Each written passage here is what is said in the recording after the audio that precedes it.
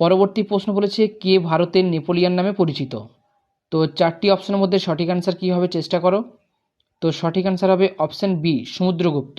সমুদ্রগুপ্ত কিন্তু ভারতের নেপোলিয়ান নামে পরিচিত, এবং সেই সঙ্গে সমুদ্রগুপ্ত ছিলেন গুপ্ত বংশের সর্বশ্রেষ্ঠ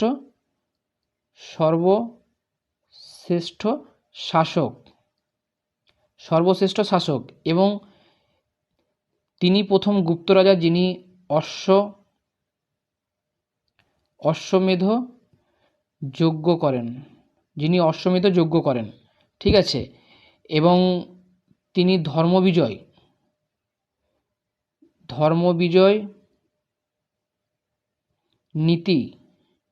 নীতি প্রবর্তন করেন।